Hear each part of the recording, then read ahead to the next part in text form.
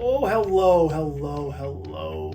Episode 32. Thank you. Thank you for clicking on episode 32. This is a series I've been doing, as I've said many, many times, a series showing, telling,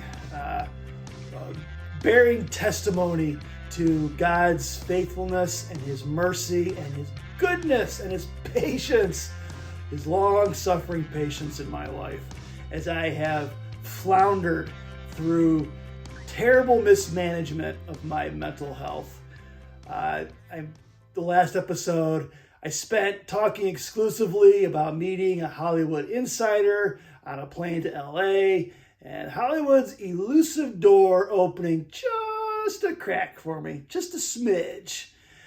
I did this purposely because this plane ride to La La Land is the perfect analogy for where my mind was. It too had taken its final trip to La La Land and it wasn't returning. In fact, it crashed and has never been the same again, both positively and negatively. Positively because at this point I was just about a year away from finally getting a diagnosis for my mental health, which would then finally reveal to me the many, many answers as to why I am the way I am. Negatively, because at the end of the same year, my entire world would be nuked once again. It was at this time that God was going to reset my life and start me all over again. But at least this time, I finally knew what was wrong with me, so I could begin developing strategies and collecting aid and help on how to correctly deal with my mental health. So here we are at this time while my buddy and I were rewriting our screenplay, the 3-4 times. I was also writing 2 of my own on the side. Like I said in a couple episodes back, I was completely hooked on writing. I loved it. I ended up writing 3 feature-length screenplays on my own, and I was about to begin a 4th one before the nukes landed. My mental health, it was just about to reach critical failure.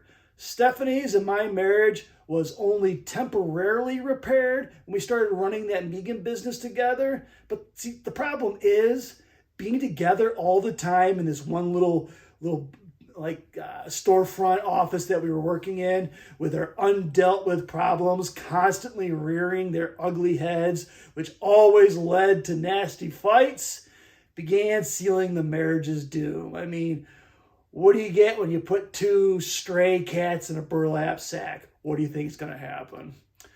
I could see it was all falling apart, but what I saw more was my mental problems ramping up their intensity.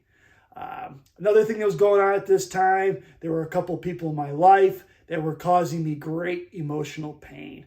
I've said in a very earlier episode that for some reason, I collect damaged people that tend to turn me into their own mental punching bag. Please hear me. I am not whining. I am just simply stating experiences from my own life. Believe me, a lot of those verbal and mental punches I've taken, they've toughened me up pretty good. I'm actually thankful for a lot of them. I've had many people over the years, okay? They would emotionally and mentally and verbally abuse me. But because of my own mental struggles, I assumed I either deserved it or I was giving them an opportunity to heal their own hurt by allowing them to verbally punch me whenever the mood struck them. Rarely did I ever stick up for myself. I learned to just kind of go into this mental fetal position and ride out the abuse. That mental fetal position, that kind of was driven by my childhood fears of my friends abandoning me, which I talked about in episode 2 or 3, whichever one that was. I figured that if I let them treat me any way they felt like, they would still like me. They would still be my friends. Thankfully, all praise to God, over time, I learned to stop allowing this to happen. I learned how to stick up for myself. But that's in time. During all this that was going on, with all the marriage falling apart and the certain people abusing me, I became obsessed and enamored with Denver all over again. I wanted so badly to go back, but I knew I couldn't. It wasn't necessarily April or the mountains or the beautiful weather that I wanted back. It was the drugs, specifically pot. I haven't talked about drugs in a few episodes because for the most part, it was really no longer a problem. It was years I've been clean. But now that my mind was wrecking me on a constant basis once again, I wanted so badly to experience the therapeutic effects that pot provided my out-of-control, spiraling brain. So I began researching legal highs online. I convinced myself that, hey, if it wasn't illegal, then it was okay. I found a couple, and I tried them, but for the most part, meh. They weren't providing me with what I was looking for.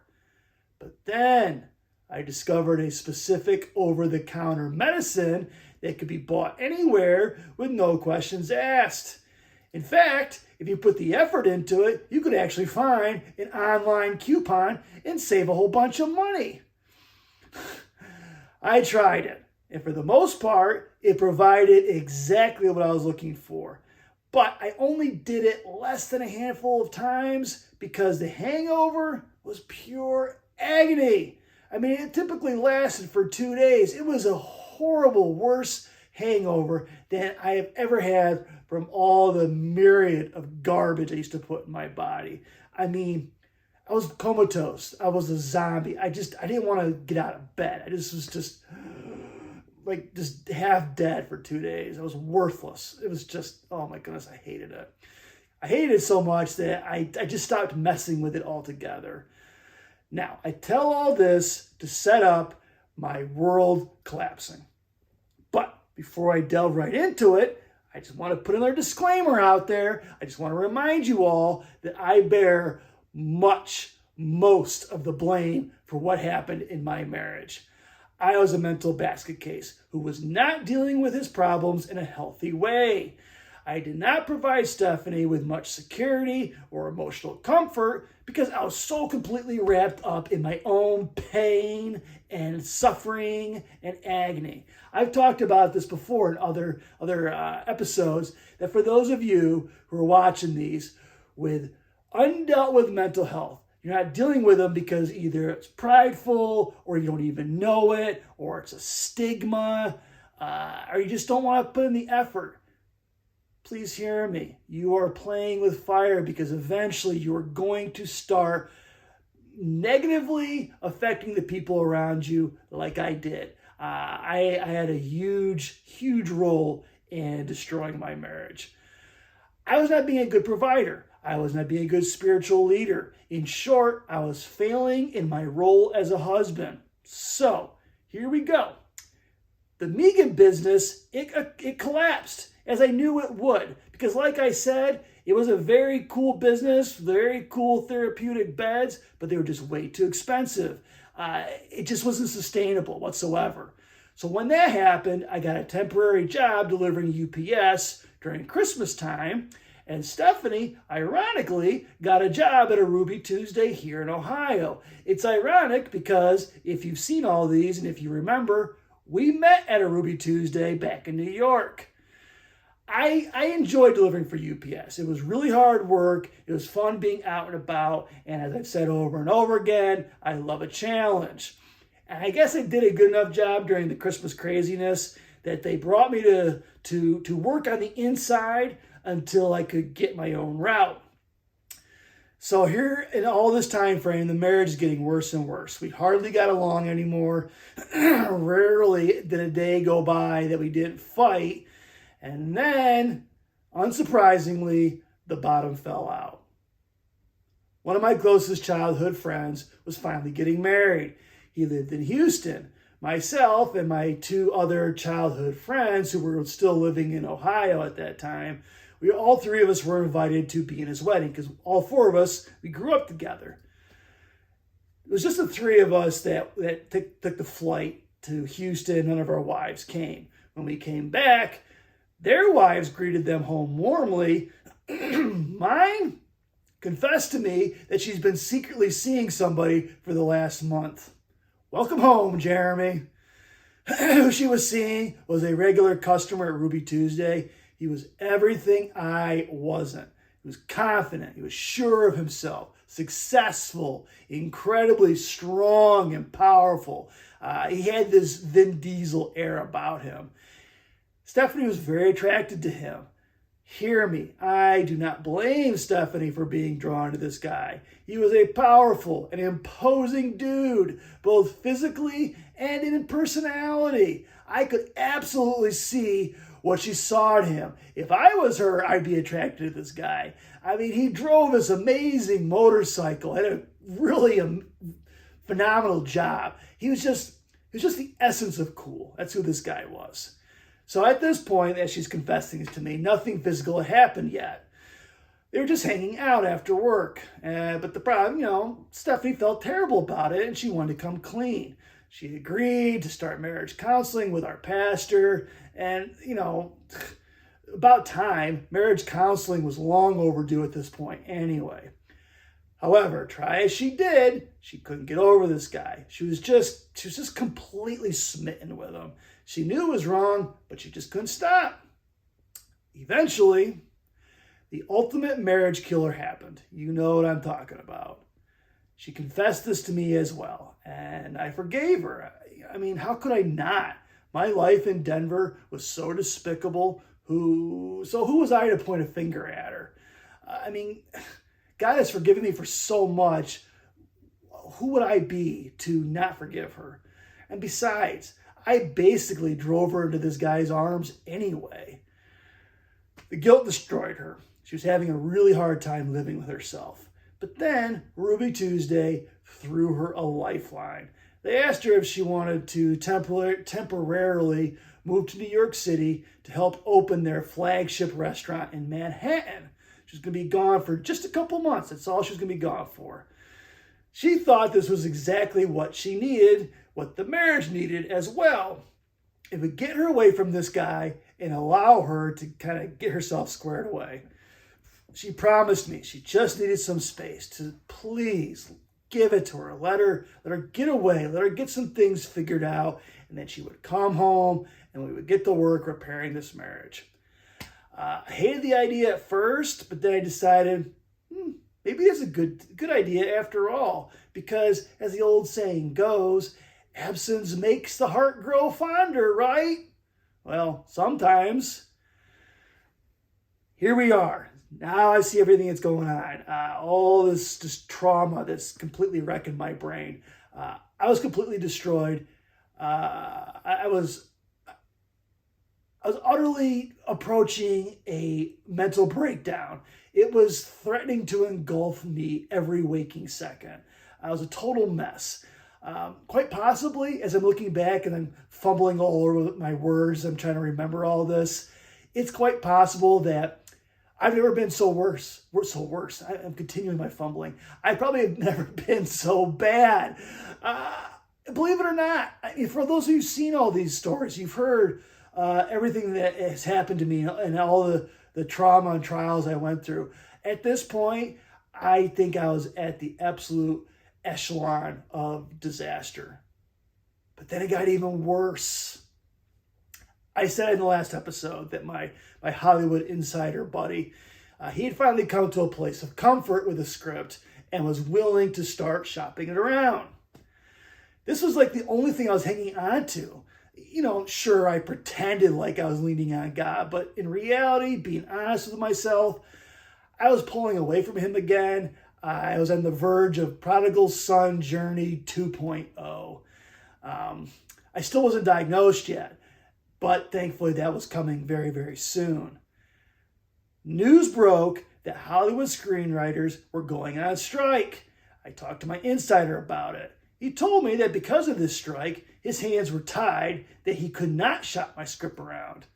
Because I wasn't established, nobody was allowed to buy scripts from outsiders until the strike concluded. He told me I was going to have to put everything on hold, and that he warned me the strike could stretch on for a while, possibly a year. I mean, he just gave his seal of approval little more than a month ago. I was right there. This phone call, it completely destroyed me. My entire life, it was just spiraling out of control. How I didn't kill myself right then and there is only by the grace of God. Believe me, I entertain the idea on a regular basis, but thankfully somehow God kept me from doing it, kept me breathing through it all. So on this phone call, I told my Hollywood insider about the separation that Stephanie and I were in the middle of, and that I was going to have to bow out of this whole Hollywood thing. He said that he understood that I needed to deal with this stuff first. And then we hung up. And that was the last time I ever talked to him. I never talked to him again. So, moving along here. Stephanie's short stay in New York City, it ended up lasting for almost 2 years. And during that 2-year stretch, my entire mind and personality were altered. A part of me died. And parts of me, they've never recovered. There are parts of me inside that are still broken to this day, and they're going to probably stay that way forever. But thankfully, also in that time, I was finally diagnosed. I finally listened to my mom and went and talked to somebody. Only took about 8 years. So this is what my diagnosis was. Manic depression / bipolar and PTSD. Those are the two big ones. I almost collected a dissociative identity disorder diagnosis as well, but thankfully that one fell off. Hear me, I do not suffer from multiple personalities. So this psychiatrist, she prescribed me antidepressants, which I was taking daily. But sadly, I was about to lose my insurance because I was no longer working for UPS. I had completely destroyed my back one day doing deliveries, and I could no longer handle the abuse of carrying these heavy packages all day. So I went on unemployment and spiraled out of control. And during that time of being on unemployment, I could no longer get my meds because they were too expensive without insurance. So I was left in limbo. What did I do? I returned to those over-the-counter medicine with a terrible hangover. And shocker of all shockers, it quickly took over and destroyed me. I convinced myself I had to keep ingesting the stuff because it was my medicine now. God would understand, right? This went on for about 5 months. And in that time, I literally, no air quotes, the actual definition of literally lost my mind. I fell off the deep end, and I will tell about that in the next story coming up. So here's the wrap up. Let me get a sip of water. It's really quick. I want to talk to you all who are listening who struggle with forgiveness. Okay, I understand. I do. I'm not judging at you. I'm not pointing my finger at you that you should forgive. Just forgive. It's hard. I get it. It took me a long time to forgive the many people in my life. But let me throw something out at you. Jesus Christ, okay? Jesus Christ went to the cross for my sins and for your sins. He died to provide us with forgiveness. But get this, while he's on the cross, for those of you who have any background in the Bible, understanding whatsoever, you know what happened when Jesus was on the cross. In the midst of it, and all the suffering and the mocking and the hurled abuses and name-calling and bludgeoning and the crown of thorns, all this horrible stuff that was happening to Jesus on the cross for our sins, he prayed and asked God to forgive us, to forgive all of those people who were standing at the foot of the cross doing and yelling terrible things. He said, Father, forgive them. They don't know what they're doing. That's what Jesus did. Jesus, in the midst of it all, if he can forgive all those sins, all those things that were being done to him, just so that he could hang on a cross to pay the punishment that we deserve, you can forgive people who talk terribly about you, who say mean things, whatever. I am not trying to make any of your hurt trite. It's hard. I get it. Baggage is heavy for a reason. We carry it. We all carry it. But I just want to encourage you to think about what is going on with an unforgiving spirit, because you're really not hurting the people that you're refusing to forgive. You're hurting yourself because you're growing bitter and you're growing just mean and angry. And unforgiveness is it's awful. It's an awful thing to carry. Let it go. Go to my website, send me a message. Tell me you're hurt. Tell me about the people that have done you wrong. I'll listen to you and I'll pray with you and I will encourage you. Okay, that was a little of a rough landing on that one. I'm sorry about that, but just come back, hear what happens, because there's a few more things that are going to ramp up the intensity of my mental collapse that I haven't told you about. There's still more to come, so come back. All right, my friends, thank you so much.